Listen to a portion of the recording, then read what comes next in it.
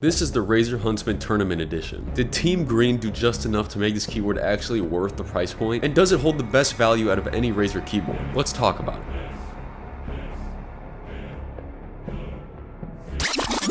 Why are we so serious? It's a Razer keyboard. Let's switch up the beat. Right, so the Razer Huntsman Tournament Edition released in September of 2019 with one goal: to be one of the best at gaming. And notice how I didn't say typing. This keyboard also features a top aluminum plate that covers the whole top housing, which I'm not a fan of. It leads to a stiffer typing experience. And you may also notice the upside down spacebar. That's because there's a lot of interference if you have it the right way. Pretty weird on Razer's part to not fix that. But nonetheless, at least there's a fix. So the keycaps are double shot PVT. They're decently thick, but the double shot molding is very small. The switches this board comes with are the optical linears, or in other words, the Razer Reds. And no, that is not typo, they actually do have an actuation distance of 1mm. To demonstrate how fast this is, that is a full press, this is a 1mm press. That means a lot of mistypes. If I were to slightly brush my hand across my keyboard like this, all those keys would actuate. Some other things to note before the typing test is that it has a detachable USB-C cable and two different angles you can adjust the feed.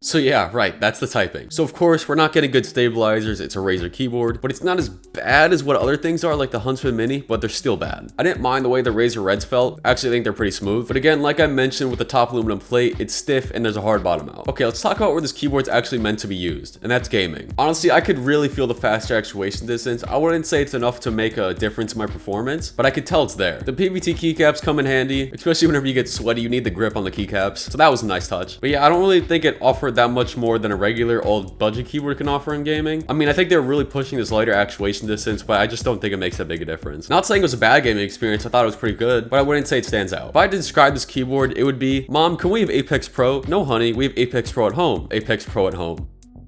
And I make this comparison to the Apex Pro because they're both TKL layouts, they both have the top aluminum frame that leads to a stiffer typing experience, and they're both trying to be really fast gamer keyboards. But I would say the Apex Pro is a step above this keyboard, mainly because the Omni points are customizable and feel better in my opinion. But yeah, overall, do I recommend this keyboard? If you picked one up for like $70 on Prime Day, good job, you actually probably got a steal here. Mainly because TKL keyboards with pre-loop switches and this fast of actuation pretty much don't exist at $70, besides Prime Day. At full price, $130, no, just don't do it, in my opinion. But currently it's on sale for $100. The only people I'd really recommend a $100 Huntsman Tournament Edition to are people that have to have a keyboard from big name brands like Razer, mainly game and don't really care for stabilizers, and just want the fastest possible gaming experience without having to spend $180 on an Apex Pro. Other than that, I do think this keyboard is not bad, I just think there's way better value out there.